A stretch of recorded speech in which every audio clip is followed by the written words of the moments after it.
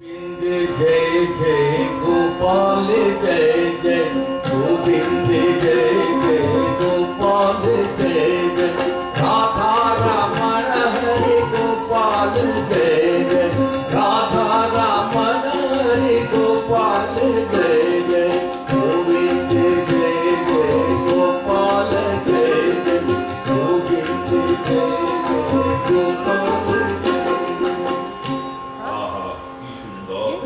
ব্রজবাসীগণ বৃন্দাবন বিহারীজির মহিমা কীর্তন করতে করতে পথ দিয়ে চলেছে। বৃন্দাবনের কাছেই বোধহয় এসে পড়েছে।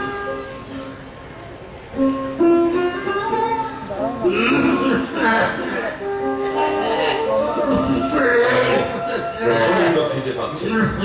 ওই দিকে একজন বেশ আরাম করে তামাক খাচ্ছে না? চুল না পাই ওর কাছ থেকে একটু তামাক চেয়ে খাওয়া যাবে। বেদা हम तो एक से बात दे दो बेटा। महाराज मैं भंगी हूँ। भंगी? ओ तबे था देख আমি না সন্ন্যাসী, আমি না সমস্ত সংসার বন্ধন ছিন্ন করেছি সমস্ত সংস্কার জঞ্জাল। এই আমার সর্বভূতে অবেদ দর্শন। ছি ছি ছি ছি, নয়ন উন্মিলিত করো, সর্বভূতে ব্রহ্ম দর্শন করো। এই যে ম্যাথর এও সেই ঈশ্বরের ছায়া ছাড়া আর কিছু নয়। কাকে তুমি ঘৃণা করছো, কাকে তুমি দূরে ছেড়ে দিচ্ছ? ছি ছি ছি ছি ছি। শ্রী রামকৃষ্ণ পরমহংসদেবের কাছে এতদিনে তুমি এই শিক্ষা পেলে? बेटा हमको जल दे चिलम करके दो। माफ कीजिए महाराज, आप साधु है, मैं बंदी हूँ। जो हो सो हो, अभी दो। लेकिन महाराज लेकिन कुछ नहीं, दो।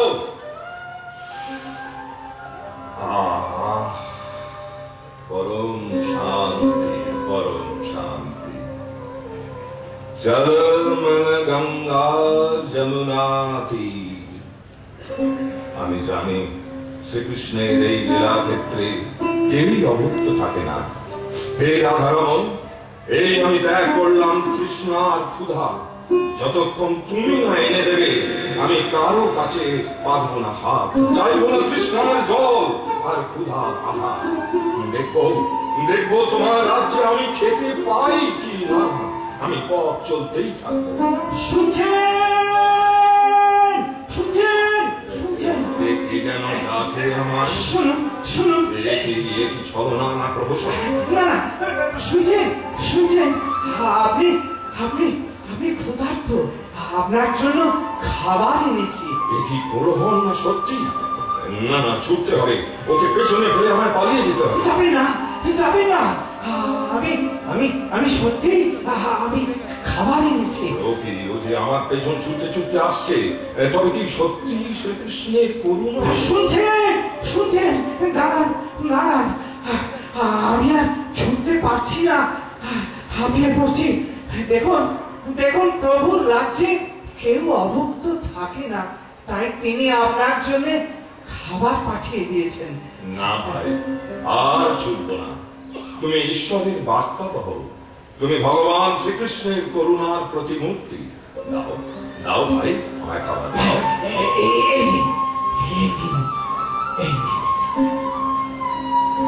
প্রভু, সকলে যে বলে বৃন্দাবনে শ্রীকৃষ্ণ সদাই বিরাজমান, আজ তার প্রত্যক্ষ প্রমাণ পেলাম। মূকং করতি বাচালম পঙ্গুং লঙ্ঘয়তে গিরিম यत्कृपातमहं वन्दे परमानंद माधवम परमानंद माधवम। আমি গেরুয়া বসন অঙ্গিতে পরিয়ে শঙ্খের কুণ্ডল যোগিনীর দেশে যাব সেই দেশে যেথায় মিঠুন হরি। আমি গেরুয়া বসন অঙ্গিতে পরিয়ে শঙ্খের কুণ্ডল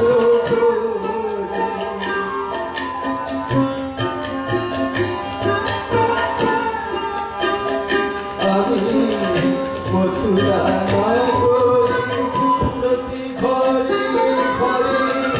সজীব জ্যোতির্ময় হয়ে যদি কোনোভাবে চিনে থাকো ভুল বাঁধিব অঞ্চলটি আমি আপন বধূয়া রাখবে নারীতে কেউ যদি রাখে কেউ রচিবে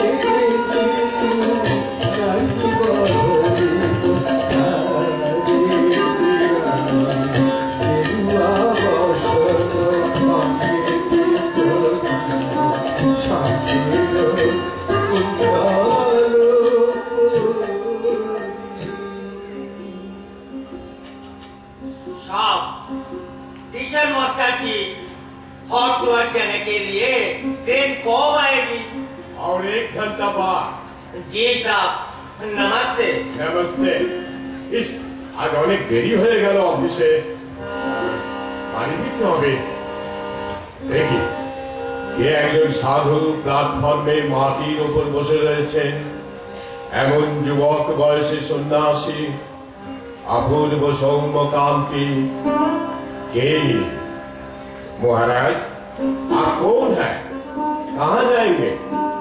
हथराज स्टेशन में क्यों आए हैं? भाई मैं वृंदावन से आया हूँ, हरिद्वार जाना चाहता हूँ। আপনি বাঙালি? হ্যাঁ ভাই, আমি বাঙালি সাধু।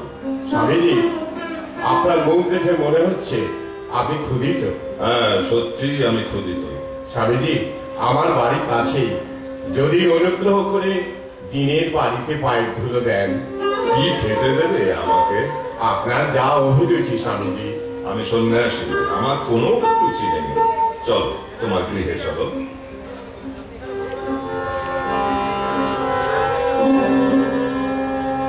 স্বামীজি, যেদিন আপনি আমার গৃহে পদার্পণ করলেন সেদিন থেকে আমার ঘর খালি পবিত্র হয়ে গেছে। কত মানুষ আসছেন আপনার আকর্ষণে। ধর্ম স্বদেশ সম্বন্ধে আপনার আলোচনা, আপনার কণ্ঠে অপূর্ব সঙ্গীত শ্রবণে সকলে আনন্দ সাগরে ভেসে চলেছেন। আমার হৃদয় আনন্দে পরিপূর্ণ হয়ে গেছে, আমার জীবন ধন্য হয়ে গেছে। তবু মনের কোণে এক বেদনা অনুভব করছি। সে কি? কিসের বেদনা তোমার? সদা সর্বদা আপনাকে তো বিষণ্ণ দেখি কেন স্বামীজি? আমার সেবায় কি কোনো ত্রুটি হয়েছে? না না ভাই, তোমার সেবায় কোনো ত্রুটি নেই। আমার অন্তর জুড়ে বসে রয়েছে এক বিরাট দায়িত্ব। কঠিন গুরু আমার ঘরে এক বিরাট কর্মভার অর্পণ করে গেছেন। কি সে কর্মভার স্বামীজি?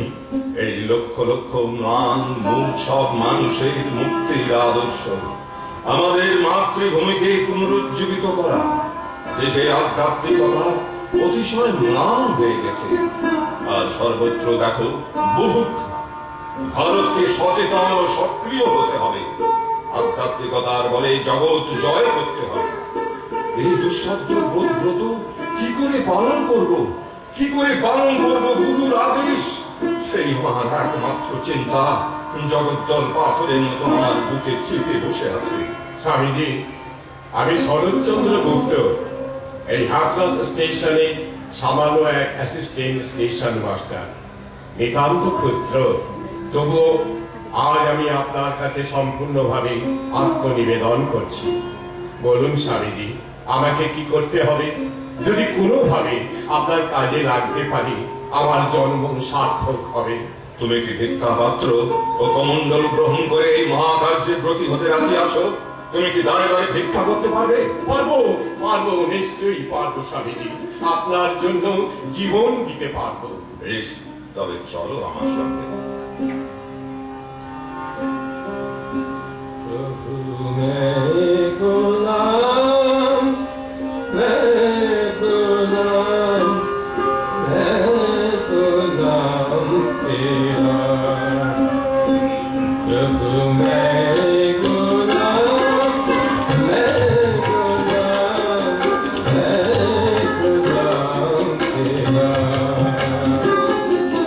Ooh.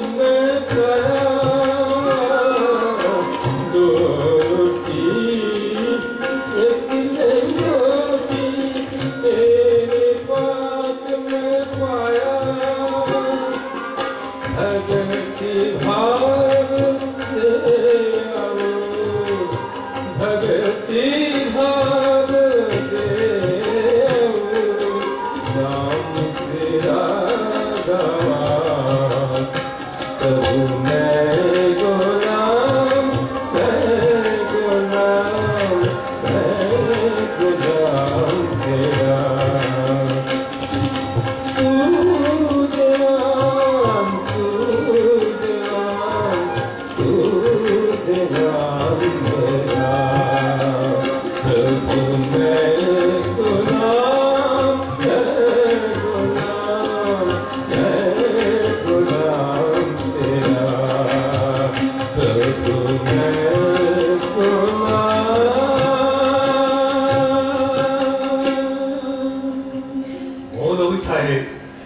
এই সাধু নিশ্চয়ই ঈশ্বর দর্শন লাভ করেছেন, কোথায় পেলেন একে? এই সাধুকে আমি প্রথম দেখি আমার বন্ধু ভোর ডাক্তার গুরুচরণ লস্করের গৃহে। ডাক্তারবাবুই আমাকে তার সঙ্গে পরিচয় করিয়ে দিয়েছেন। তিনি এখানে কোন সূত্রে এলেন তা ঠিক জানি না, তবে যা শুনেছি উনি কলিকাতার বাঙালি বাবু, সমগ্র উত্তর ভারত হিমালয় ভ্রমণ করে এখানে এই আলোয়ারে এসেছেন। এমন সাধু আমি আগে কখনো দেখিনি মেজর সাহেব। ঠিক বলেছেন। ও কি অদ্ভুত পাণ্ডিত্য, কি তেজস্বিনী ভাষা, সর্বশাস্ত্র এমন বিশারদ পণ্ডিত আমি জীবনে কোনোদিন দেখিনি। এসবই ঈশ্বরের বিভূতি। সত্যই তাই। আর দেখুন মুখে তার হাসি লেগেই আছে। তার কাছে হিন্দু মুসলমান কোনো ভেদ নেই।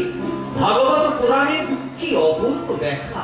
শুধু তাই নয়, তাঁর কণ্ঠে এমন একটা বৈদ্যুতিক শক্তি আছে যে শুনলেই মুগ্ধ হতে পারে। তাই আমি মহারাজ মঙ্গল সিংকে এখানে আনিয়েছি। তিনি আজকাল ভীষণভাবে সাহেবী ভাবাপন্ন হয়ে পড়েছেন।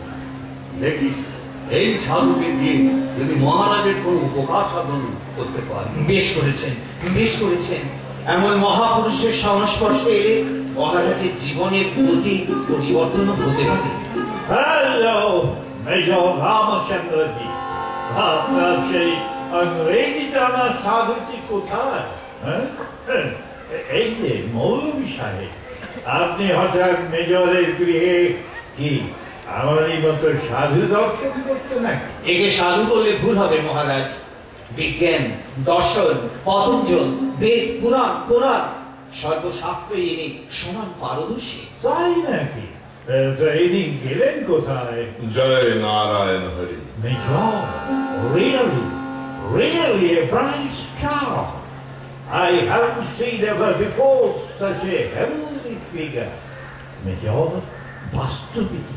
বাস্তবিকই একটি উজ্জ্বল নক্ষত্র, এমন দিব্য ধ্রুতি আমি জীবনে কখনো দেখিনি আগে। আমি তো আপনাকে পূর্বেই জানিয়েছি। Thank you major, thank you. আপনি বোধহয় স্বনামধন্য আলোয়ার রাজ That's Mangal right. Singhji. That's very right. নির্মাণ আপনার মিথ্যা নয়। আমার দেওয়ান আমাকে আপনার সম্বন্ধে এত কথা বলেছে যে আপনাকে চাক্ষুষ না দেখে আমি থাকতে পারলাম না। তাই তো ছুটে এলাম দেওয়ানের এই বাড়িতে। So glad to meet you, Swamiji. Come on, shake hands with me. মহারাজ, হিন্দু আমরা, যদিও সাহেবী আদব কায়দা আমাদের মজ্জাগত হয়ে দাঁড়িয়েছে, তবু স্বধর্ম পরিত্যাগ করে তাকে অবমাননা করতে শিখিনি। তাই হাত তুলেই নমস্কার জানালাম করমর্দনের পরিবর্তে। Well, Swamiji.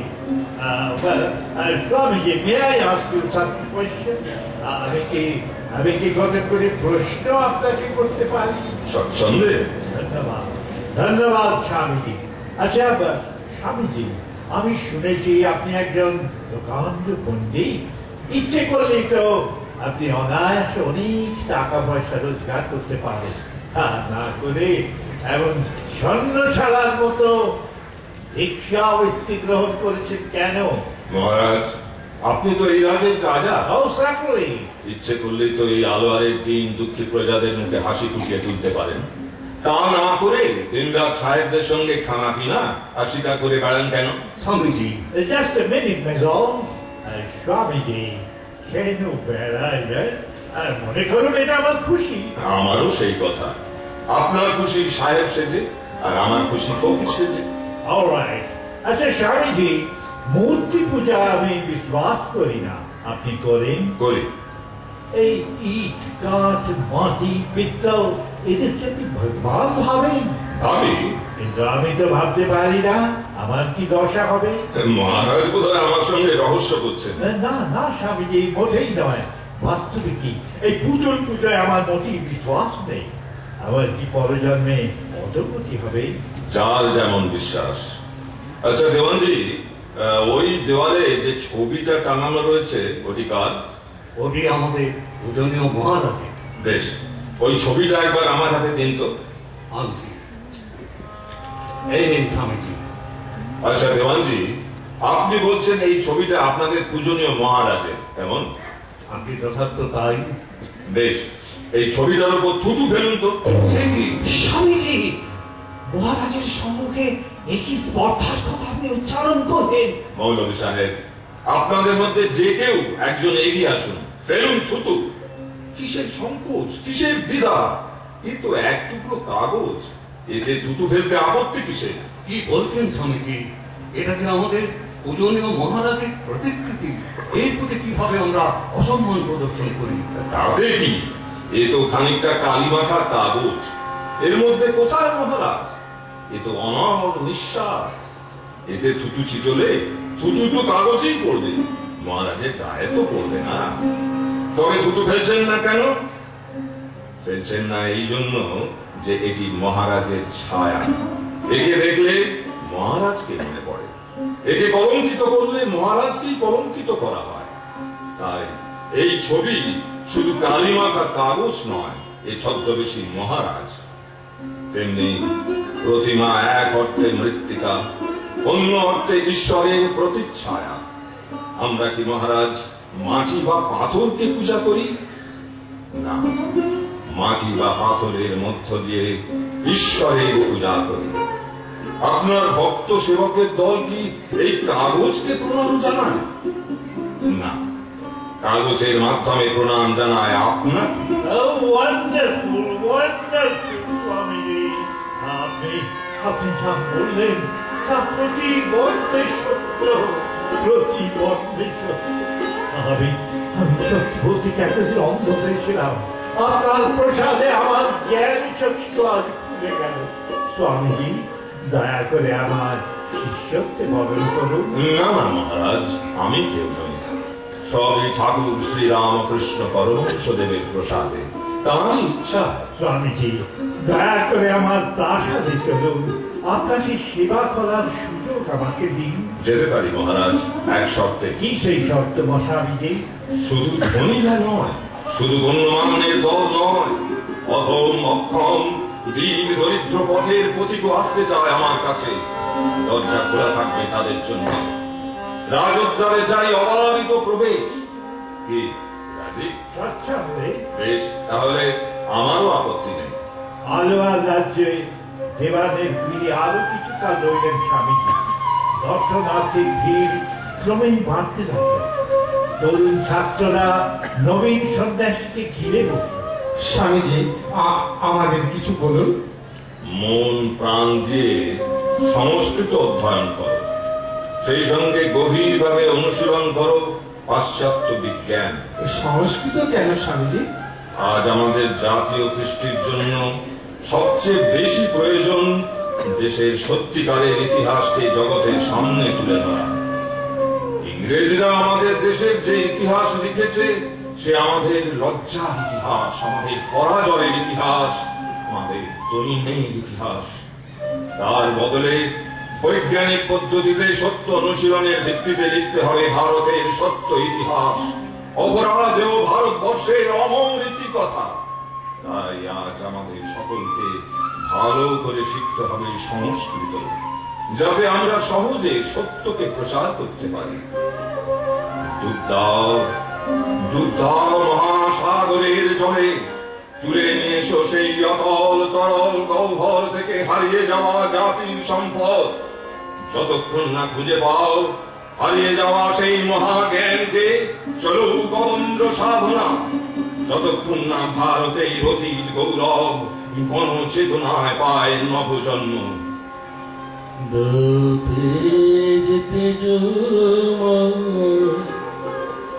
চিতে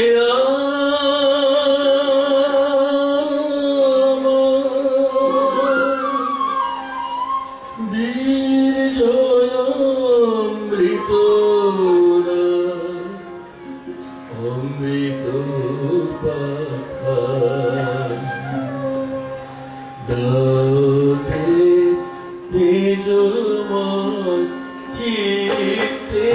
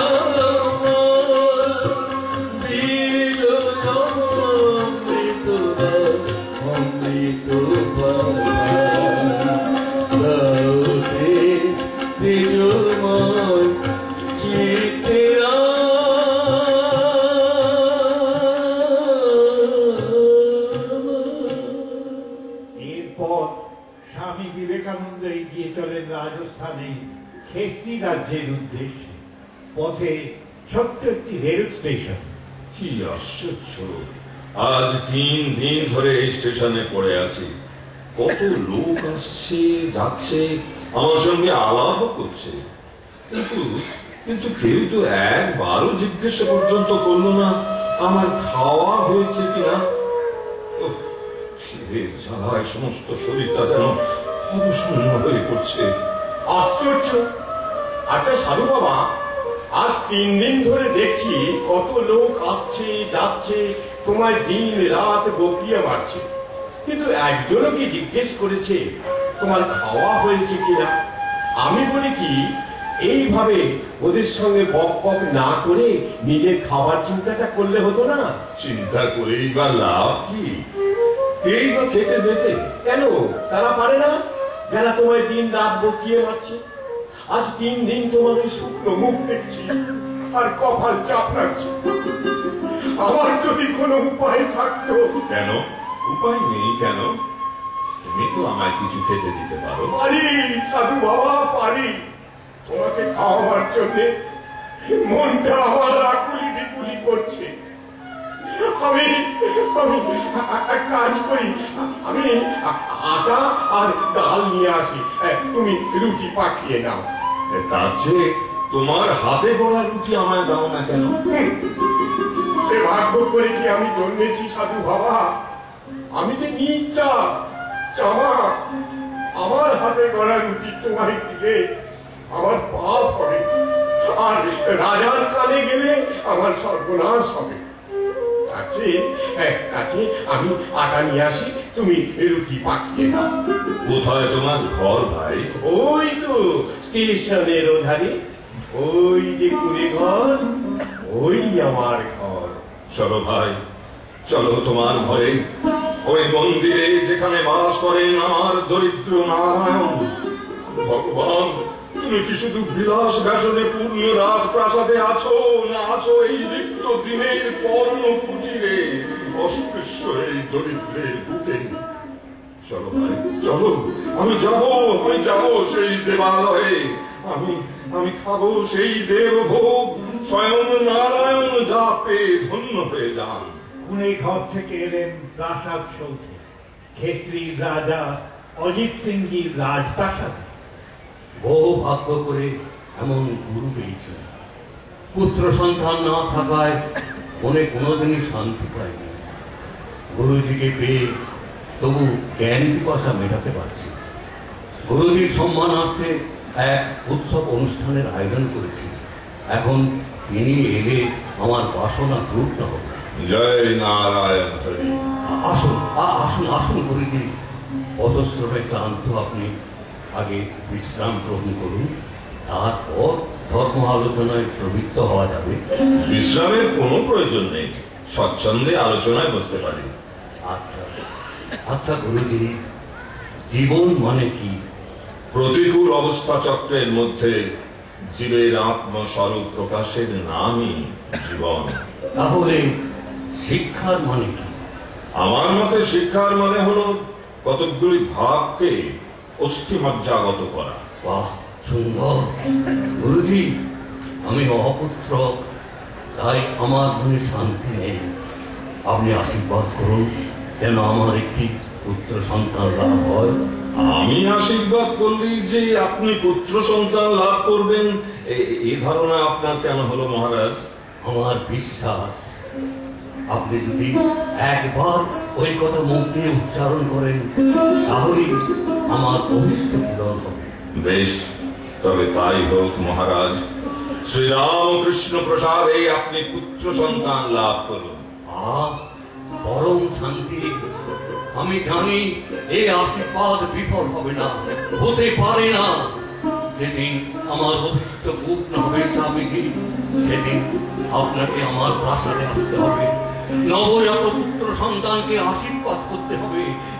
এই আমার একান্ত প্রার্থনা, একান্ত প্রার্থনা। শ্রী শ্রী ঠাকুরের ইচ্ছা হলেই হবে মহারাজ। রাজপুতানা ত্যাগ করে স্বামীজি এগিয়ে চলেন পশ্চিম ভারতে। বোম্বাই, আহমেদাবাদ, দিল্লি, ভাবনগর, সিরোহি, জুনাগড়, কোথাও প্রাসাদে গৃহস্থের বাড়িতে, কোথাও বা দরিদ্রের পদ্মকুটিরে হয় তার বিশ্রাম। পরিব্রাজক সন্ন্যাসী এক জায়গায় কোথাও বেশি দিন অবস্থান করতে পারেন না। ভারতের পশ্চিম সমুদ্র তীরবর্তী গোয়া অঞ্চল পরিভ্রমণ শেষে স্বামীজি মহীশূরের বেঙ্গালোরে এসে উপনীত হলেন। সেখানে কিছুকাল অবস্থান করে পৌঁছলেন ভারত মহাসাগরের তীরে কন্যাকুমারিকা মন্দিরে। সাষ্টাঙ্গে মাটিতে মাথা উঠিয়ে মন্দির বাসিনী জননীর কাছে আত্মনিবেদন করলেন। তারপর ভারতবর্ষের সেই শিলাখণ্ডের উপর বসলেন ধ্যান।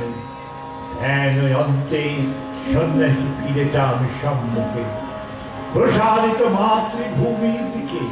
দেখলেন চির ঐশ্বর্যময়ী আমার ধ্যানের ভারতবর্ষ আজ ছিন্ন পন্থাধিকারিণীর মতো নিজের দৈনের ভারে নিমজ্জিত। হিমালয় থেকে কন্যাকুমারিকা পর্যন্ত রিক্ত, দরিদ্র, ক্ষুধিত বহু মানুষ। এদের উপায় কি হবে? খালি পেটে ধর্ম হয় না। এই যে আমরা একজন সন্ন্যাসী ঘুরে ঘুরে বেড়াচ্ছি, লোককে দর্শন শিক্ষা দিচ্ছি, এর কি উপকার হবে? ওই যে গরিবগুলো পশুর মতো জীবন যাপন করছে, আর পাজি পুরোহিত বেটারা 4 যুগ ওদের রক্ত চুষে খেয়েছে আর 2 পা দিয়ে চলেছে, তার কারণ মূর্খতা। তাই প্রথম কাজ দেশের প্রতিটি মানুষকে শিক্ষিত করে তোলা। জাতীয় বিশেষত্বের বিকাশ যাতে হয় তাই করতে হবে। ধর্মই ভারতের প্রাণ শক্তি, তাই সঠিক ধর্ম পালনের মধ্য দিয়ে কাজ করতে হবে। হে ভারতবর্ষ, অস্পৃশ্য ভারতবর্ষ, অশিক্ষায় কুশিক্ষায় অন্নাভাবে বস্ত্রাভাবে রিক্ত দরিদ্র ভারতবর্ষ তুমি আমার ইষ্ট দেব দেবী, তোমার সেবাই আমার জীবনের শ্রেষ্ঠ ধর্ম। ধর্ম অর্থ কাম মোক্ষ তুমি আমার সব। কন্যাকুমারিকায় স্বামীজির মনের ভাবে যে আন্দোলন ওঠে, তার অস্থিরতার জ্বালা নিয়ে ছুটে বেড়ান স্বামীজি। তিনি মনে করলেন আমেরিকা যাবেন, প্রয়োজন হলে সন্ন্যাসীর পক্ষে নিষিদ্ধ অর্থ উপার্জনেও তাকে তৎপর হতে হবে। আমেরিকায় গিয়ে তিনি সনাতন ধর্মের প্রচার করবেন আর পাশ্চাত্য থেকে আনবেন অর্থ ও আধুনিক বিজ্ঞান। প্রাচ্য ও প্রতীচ্যের এইরূপ মিলনের ফলে গড়ে উঠুক নব সভ্যতা। এই ভাবনায় ভাবিত হলেন স্বামীজি। তার এই কাজের সমর্থনে এগিয়ে এলেন মাদ্রাজের তরুণ শিষ্যগণ। ও কি ভাগ্য পেরুমাল, এমন এক মহাপুরুষের আমরা শিষ্য হতে পেরেছি। তার পাণ্ডিত্যপূর্ণ ধর্মমূলক দেশাত্মবোধক বক্তৃতা শুনে মুক্ত হননি এমন লোক আছেন বলে তো আমার মনে হয়। আর যেই মুগ্ধ হয়েছে সেই তার কাছে দীক্ষা নিয়েছে। আচ্ছা, গুরুজি যে শিকাগো ধর্ম মহাসভায় হিন্দু ধর্মের প্রতিনিধি হিসেবে যোগদান করার কথা বলছিলেন, সে ব্যাপারে কতটা কাজ হলো? ভাই, শিকাগোয় যাওয়ার জন্য অর্থ সংগ্রহের আয়োজন চলছে। এখনো পর্যন্ত মাত্র 500 টাকা সংগ্রহ হয়েছে। জানি না এই টাকায় তার কি হবে। উনি 31শে মে আমেরিকা যাবেন বলে স্থির করেছেন। আমেরিকা যাত্রা আমায় স্থগিত রাখতে হলো পেরুমাল। গুরুজি, হ্যাঁ ভাই, ভেবেছিলাম আমেরিকায় গিয়ে শিকাগো ধর্ম মহাসভায় যোগদান করে ভারতের সনাতন ধর্মের প্রচার করব। বিনিময়ে তাদের থেকে সংগ্রহ করব অর্থ, পাশ্চাত্য বিজ্ঞান, প্রাচ্য প্রতীচ্যের মিলন ঘটাবো। কিন্তু তার বোধহয় আর হলো না। সে কি গুরুজি? কেন কেন কেন গুরুজি? কি করে যাব পেরুমল? কার আদেশে যাব? এখনো পর্যন্ত ঠাকুরের নির্দেশ আমি পাইনি। জগৎ জননী শ্রী শ্রী মাতা ঠাকুরানীর আশীর্বাদ যে পত্র পাঠিয়েছিলাম, তারও উত্তর আমার কাছে আসেনি। তাই এই অবস্থায় আমার যাওয়া সম্ভব নয়। তোমরা সকলে যে অর্থ সংগ্রহ করেছ তা গরিবদের মধ্যে বিতরণ করে দাও। গুরুজি, তোমরা তো আমার ভালোবাসো পেরুমাল। প্রাণের চেয়েও বেশি ভালোবাসি গুরুজি। তবে যাও ভাই, আমার কথা শোনো। মায়ের যদি ইচ্ছা হয় টাকা আপনি এসে যাবে। তাই হবে গুরুজি, আপনার বাক্য শিরোধার্য। স্বামীজির নির্দেশে পেরুমাল সহ মাদ্রাজের তরুণ শিষ্যরা সমস্ত সংগৃহীত অর্থ গরিবদের মধ্যে বিলিয়ে দিলেন। কিছুদিন পরে স্বামীজি স্বপ্নে দেখলেন শ্রী শ্রী ঠাকুর যেন সমুদ্রের একুল থেকে ওকুলে হেঁটে চলেছেন, হাত জানি দিয়ে আমায় ডাকছেন। তবে কি বিদেশ যাত্রার আদেশ আমি পেলাম? কিন্তু মা, জগৎ জননী মাতা ঠাকুরানীর আশীর্বাদ কই? স্বামীজি পত্র কোথা থেকে এসেছে? কলকাতা থেকে। দেখি। এই তো শ্রী শ্রী মাতা ঠাকুরানীর আশীর্বাণী পত্র আমি পেয়েছি। আমি আমেরিকা যাব। শিকাগো ধর্ম মহাসভায় যোগদান করব। ঠাকুরের নির্দেশ পেয়েছি, মাতা ঠাকুরানীর আশীর্বাণীও পেয়েছি। আর ভয় কি? রাম নাম স্মরণ করে আমি সাগর পাড়ি দেব। জয় রাম কৃষ্ণ, জয় শ্রী শ্রী মাতা ঠাকুরানী। শ্রী শ্রী ঠাকুরের ইচ্ছায় সকল প্রতিকূলতা দূর হয়ে গেল। পেনাং, সিঙ্গাপুর, হংকং, ইয়াকোহাবা এইসব হয়ে তারপর আমেরিকা পৌঁছলেন স্বামীজি। আমেরিকার শিকাগো শহরে উপস্থিত হলেন তিনি। বহু বাধা বিঘ্ন, শারীরিক দেশ ও অর্থকষ্ট উপেক্ষা করে অধ্যাপক J.H. রাইট ও মিসেস হেডের প্রচেষ্টায় বিশ্ব ধর্ম মহাসম্মেলনে হিন্দু ধর্মের প্রতিনিধি রূপে নির্বাচিত হলেন স্বামী বিবেকানন্দ। অবশেষে এগিয়ে এলো সেই প্রতীক্ষিত দিন, সেই ঐতিহাসিক 11ই সেপ্টেম্বর 1893, যেদিন বিশ্ব ধর্ম মহাসম্মেলনে ভারতের পক্ষ থেকে শুভেচ্ছা জ্ঞাপন করছেন স্বামী বিবেকানন্দ। আমেরিকাবাসী ভগিনী ও ভাতৃবৃন্দ,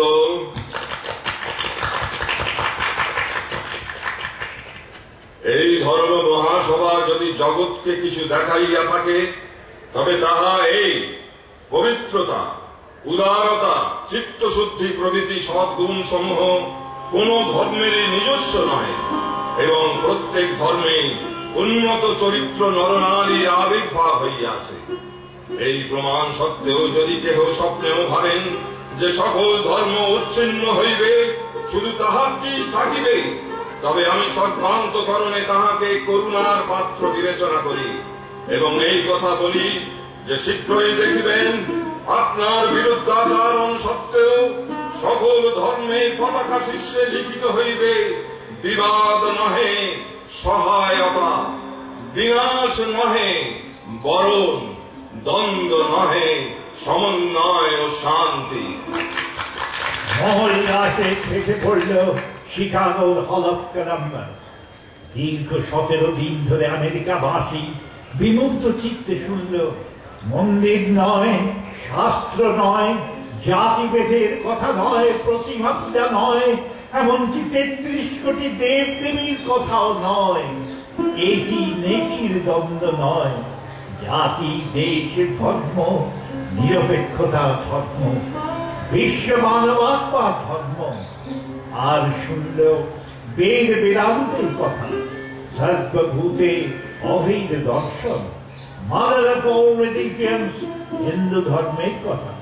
তরুণ সন্ন্যাসীর বিজয় মহিমায় ভরে উঠল আমেরিকা। তার সংবাদ ছড়িয়ে পড়ল সর্বত্র। সে খবর এসে পড়ল কলকাতাতে, মঠে, তার গুরু ভাই ও তার আপনজনদের মধ্যে। জয় শ্রী রামকৃষ্ণ, জয় শ্রী রামকৃষ্ণ। ওরে রাখাল, বাবুরাম, লাটু, কোথায় রে, কোথায় রে তোরা সব? আয় আয়, কোলাকুলি করি। ওরে আজ বড় আনন্দের দিন, তোরা সব শুনেছিস তো? নরেন, আমাদের নরেন বিশ্ব জয় করেছে। জয় জয় বিবেকানন্দ রূপী শ্রী রামকৃষ্ণের জয়। গর্বে আমাদের বুক ফুলে উঠেছে দিশি। নরেন এত বড় বলেই আমাদের সকলকে ঠাকুর ওরই হাতে তুলে দিয়ে গেছে। ঠিক বলেছিস রাজা ভাইয়া, তুমি ঠিক বলেছো। আরে নরেন ভাইয়া, তুমি কোথায় আছো? রাজু ভাইয়ার প্রণাম হোক। এ বাবা ভাইয়া, রাজা ভাইয়া বললো, আমি भी বললো, তুমি কিছু বলো। কি বলবো রে লাটু, আনন্দেতে আমার মুখে আর কথা সরছে না। ওরে অমন আধার জগতে আর কটা আছে? কিন্তু দিশি, এই বিধর্মীদের সংকীর্ণ মনটা দেখেছে। এরই মধ্যে নরেনের নামে তারা কুৎসা গাইছে। তাছাড়া আর উপায় কি বলো? নরেনের জ্ঞান ভান্ডার ওদের সব কিছুকে নাম করে দিয়েছে। কিন্তু ওরা এত নীচ যে কতগুলো অসৎ চরিত্র মেয়ে মানুষকে পাঠিয়ে ওকে প্রলোভন দেখাচ্ছে। তাই নাকি? এই খবর তো আমি শুনিনি। ওরা এত দূর নিচে নেমেছে। একবার যদি ওদের সামনে পেতাম, তাহলে বাঘের মতো তাদের ঘাড়ে পড়ে ধর থেকে মুন্ডটা আলাদা করে দিতাম। তারা জানে না কাকে লোক দেখাতে চাইছে। না না না না গিরিশ বাবু, ওরা নিজ বলে আমরা নিজ হব কেন? আজ আমাদের বড় আনন্দের দিন, সবাইকে ভাই বলে বুকে টেনে নেব। ঠিক বলেছিস বাবুরাম ভাই। কোন কালি তো আমার মুখের আবল ছিল না। দেখেছিস তো ঠাকুরকেও কত গালাগাল দিয়েছি। ওরা ভাই আমাকে ক্ষমা করিস। না না দিশি, আপনাকে আমরা বড় ভাই বলে জানি, এমনি ভাবে আমাদের অপরাধী করবেন না। জানি রে রাখাল, জানি। তাই তো আমি ধন্য হয়ে গেছি। তাই তো তোদের না দেখে আমি থাকতে পারি না।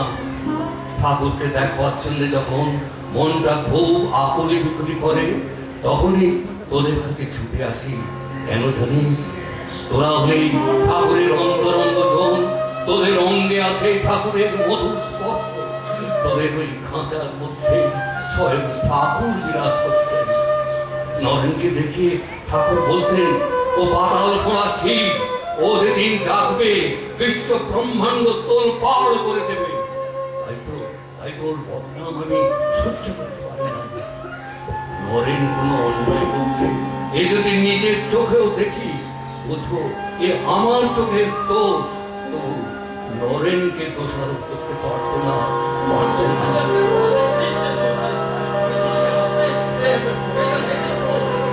আমেরিকা জয় করে স্বামীজি পৌঁছলেন লন্ডনে।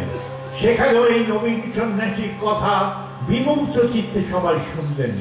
তার বক্তৃতা শুনতে, তাকে একটু দেখবার জন্যে সবাই যেন পাগল হয়ে যেতে লাগলো।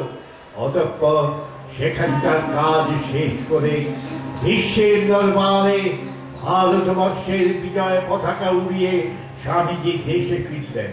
প্রথমে মাদ্রাজ, তারপর কলকাতা। 1897 খ্রিস্টাব্দের 19 ফেব্রুয়ারি বজবজ থেকে একটি স্পেশাল ট্রেনে এলেন শিয়ালদহ স্টেশনে। তাকে বরণ করে নিয়ে যাবার জন্য সকলের সে কি উন্মাদনা। মঠের গুরু ভাইরা, শুভানুধ্যায়ীরা, সাধারণ মানুষ সহ প্রায় 20,000 লোকের সমাগম হয়েছিল সেই দিন। উঠল জয়ধ্বনি, জয় পরমহংস রামকৃষ্ণ দেব কি জয়, জয় স্বামী বিবেকানন্দ কি জয়। ঘোড়ায় টানা গাড়ি ছেড়ে যুবকেরা সবাই গাড়ি নিজেরাই টেনে নিয়ে চলল। রাত মাতানো পথে বাজতে লাগলো ব্যান্ড পার্টির সুর। নানা সম্বর্ধনা অনুষ্ঠান শেষে মঠে ফিরে এলেন। 28 ফেব্রুয়ারি কলিকাতা নগরবাসীর পক্ষ থেকে প্রদত্ত শোভাবাজার রাজবাড়িতে যুবকদের উদ্দেশ্যে স্বামীজি বললেন, ভদ্র মহোদয়গণ, মানুষ নিজের প্রচেষ্টায় জগৎ প্রপঞ্চের সম্বন্ধে একেবারে ত্যাগ করতে চায়, কিন্তু তার অন্তরে সর্বদাই সেই একটি মৃদু অস্ফুট ধ্বনি শুনতে পায়, জননী জন্মভূমিশ্চ স্বর্গাদপি দরীয়সী। হে কলকাতাবাসী যুবকগণ, উত্তিষ্ঠত, জাগ্রত, ওঠো, জাগো, কারণ শুভ মুহূর্ত এসেছে। তোমাদের মাতৃভূমি মহাবলী প্রার্থনা করছেন। আমার বিশ্বাস জনসাধারণের মধ্য থেকে হাজার হাজার মানুষ এগিয়ে এসে এই ব্রত গ্রহণ করবে এবং এই কাজের এত দূর উন্নতি হবে যে আমি কল্পনা করতে পারিনি। আমার দেশের উপর আমি বিশ্বাস করি, বিশেষত আমার দেশের যুবকদের উপর। স্বামীজির অগ্নিবাণীতে উদ্বুদ্ধ হলো সারা দেশ। জেগে উঠল যুব সমাজ। অন্তরের নিহিত শক্তি ফুটে বেরোতে লাগলো। পরাধীন ভারত কি করে স্বাধীন হবে, কিভাবেই বা দেশের পুরনো গৌরব ফিরে আসবে, সেই বোধে বোধিত হলো দেশের জনসমাজ। স্বামীজি জোর দিতেন সর্বাগ্রে চরিত্র গঠনে। সেই শিলারোহ ও শিক্ষার বিস্তারের জন্য ধীরে ধীরে সবকিছু লাভ করতে লাগলো। কিন্তু স্বামীজি এতেই ক্রমে থেমে থাকতে পারলেন না। তার মনে একটি সংঘ স্থাপনের প্রয়োজনীয়তা কথা বারে বারে ঘুরতে লাগলো। মঠের গুরু ভাই ও আপন জনদের নিয়ে ডাকলেন একটি সভা। সেই সভা অনুষ্ঠিত হলো 1 মে 1897 বলরাম বসুর বাড়িতে। আত্মন মোক্ষার্থম জগদ্ধিতায় চ সন্ন্যাসীর জন্ম। সন্ন্যাস গ্রহণের পর যারা এই আদর্শ ভুলে যায়, বৃথাই তাদের জীবন। পরের জন্য প্রাণ দিতে, জীবের আর্তক্রন্দন নিবারণ করতে, সাধারণকে জীবন সংগ্রামের উপযোগী করতে, শাস্ত্রোপদেশ দিয়ে সকলের ঐহিক ও পরমার্থিক মঙ্গল করতে এবং জ্ঞানালোক দিয়ে সকলের মধ্যে প্রসুপ্ত আত্মাকে জাগরিত করতে জগতে সন্ন্যাসীর জন্ম হয়েছে। হ্যাঁ নরেন, আজ তুমি যে সভা ডাকলে তার এজেন্ডা কি? এজেন্ডা একটাই, আমি বলছি।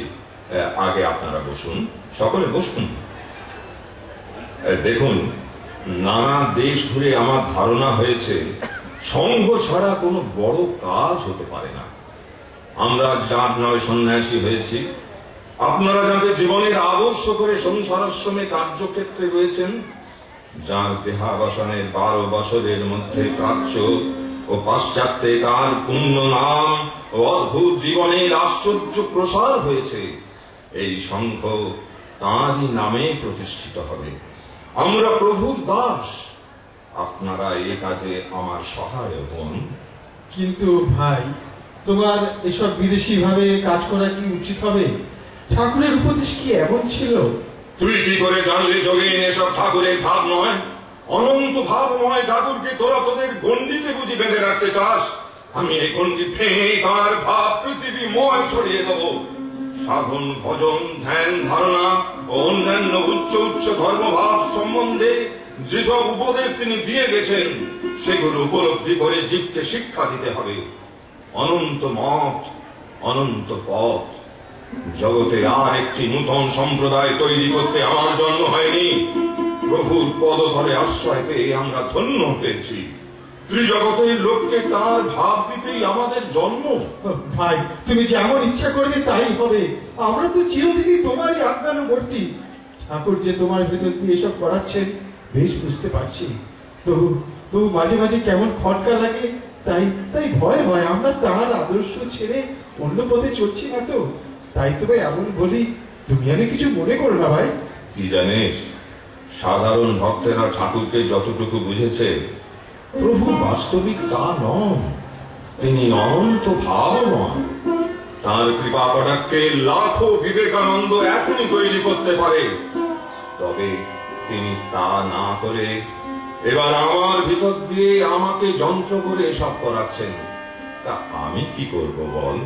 তাহলে সঙ্গের নামকরণ কি হবে? ঋষি, তুমি কি বলো? আমার মনে হয় সঙ্গের নাম রামকৃষ্ণ প্রচার বা রামকৃষ্ণ মিশন রাখা হোক। বাহ বাহ, সুন্দর নাম হয়েছে, সুন্দর নাম হয়েছে, খুব ভালো কথা। আজ 1 মে 1897। তাহলে আজ থেকেই আমাদের এই সংঘের নাম হোক রামকৃষ্ণ মিশন।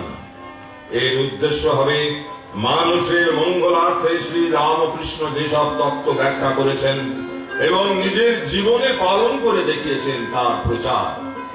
ব্রত হবে জগতের সকল ধর্মমতকে এক অক্ষয় সনাতন ধর্মে রূপান্তর মাত্র জ্ঞান করে সমস্ত ধর্মের মানুষের মধ্যে আত্মীয়তা স্থাপনের জন্য ঠাকুর যে কাজে অবতারণা করেছিলেন তার পরিচালনা করা। কিছুদিন মঠে অবস্থানের পর স্বামীজি গেলেন দার্জিলিংয়ে এবং পরে আলমোড়া। তারও কমাস পরে 13 ফেব্রুয়ারি 1898 বেলুড়ে নীলাম্বর মুখার্জির বাগান বাড়ি ভাড়া নিয়ে মঠ আলমবাজার থেকে সরিয়ে নেওয়া হলো। ততদিনে মার্গারেট এলিজাবেথ নোবেল স্বামীজির আহ্বানে লন্ডন থেকে ভারতের সেবায় নিজেকে উৎসর্গ করার জন্য কলকাতায় এসে পৌঁছল। স্বামীজি তাকে দীক্ষা দিলেন।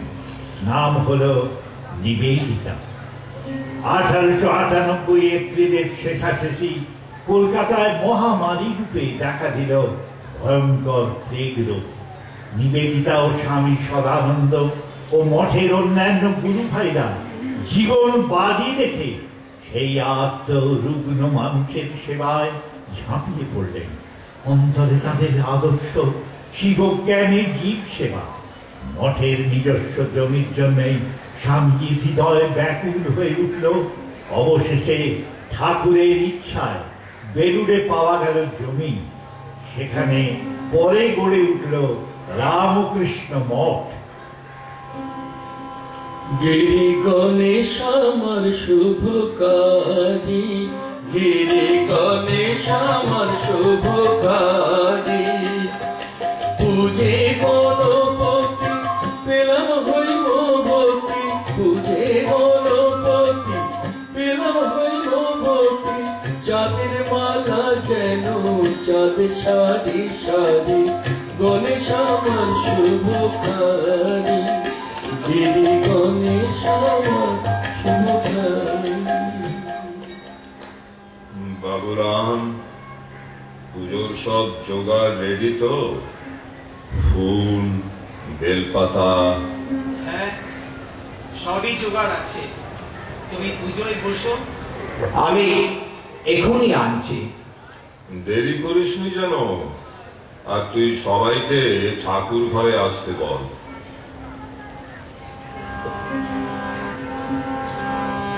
বিল বৃক্ষ মূলে পাতিয়া বোধ, গণেশের কল্যাণে গড়িয়া গো, ঘটির আনবো চণ্ডী করণী শুনবো চণ্ডী আসবে কত দণ্ডী যোগী জটাধারী গণেশ আমার শুভকারী গিরি গণেশ আমার শুভকারী।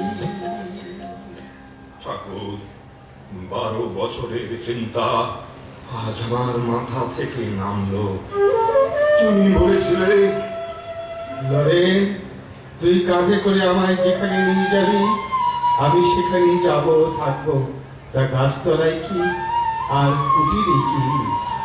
ঠাকুর, আজ বহু আকাঙ্ক্ষিত মঠের নিজস্ব জমিতেই তোমায় প্রতিষ্ঠিত করব। এই নাও ঠাকুর, ফুল, বেলপাতা, ভক্তিপূর্ণ অঞ্জলি তোমার শ্রীপাদ পদ্মে অর্পণ করলাম। দেখ দেখ, সবাই চেয়ে চেয়ে দেখ, স্বামীজি ফেরস্ত হয়ে গেছে। ঠাকুর ঘর এক অদ্ভুত আলোকে ভরে উঠেছে। ঠাকুর যেন দিব্য জ্যোতির পরিগ্রহ করে আবির্ভূত হয়েছেন। ধন্য হে মঠ, ধন্য তব পুণ্যভূমি। 1 মাস পূর্ণ হয়নি স্বয়ং মাতা ঠাকুরানী নিজে এসে শ্রী শ্রী ঠাকুরের পূর্ণ প্রতিকৃতি এই পুণ্যভূমিতে স্থাপন করে পূজা করেছেন। আর স্বামীজি, কালে যে এই মঠ মহাপুণ্য তীর্থক্ষেত্রে পরিণত হবে তাতে কোনো সন্দেহ নেই। শরৎ, বাবুরাম, আমাদের ঠাকুর সেই আত্মারাম পুরুষের পূত দেহাবশেষ পূর্ণ এই আত্মারামের কৌটো এবার আমি কাঁধে করে নীলাম্বর বাবুর বাগানের এই ভাড়াটে মঠ বাড়ি থেকে মঠের নূতন জমিতে নিয়ে যাব। তোরা সবাই চল আমার সঙ্গে। বল সবাই, জয় যুগাবতার শ্রীরাম কৃষ্ণ পরমহংসদেবের জয়।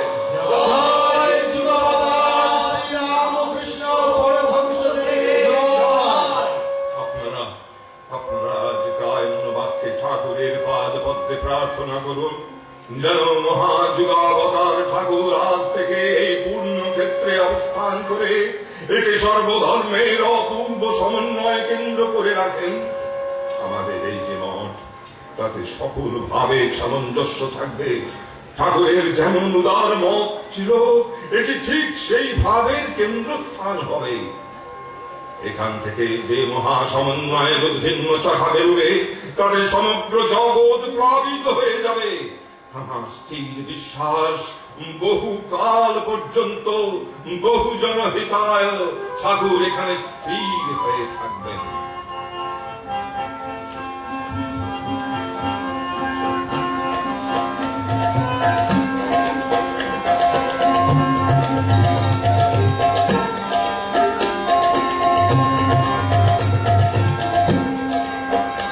শিবপুর শ্রীরামকৃষ্ণ মন্দিরে ভক্তবৃন্দ নিবেদিত ভক্তি অর্থ যুগনায়ক বিবেকানন্দ গীতিনাট্যটি এখানে শেষ হল। সকলকে প্রণাম জানিয়ে আমরা আমাদের অনুষ্ঠান শেষ করলাম। জয়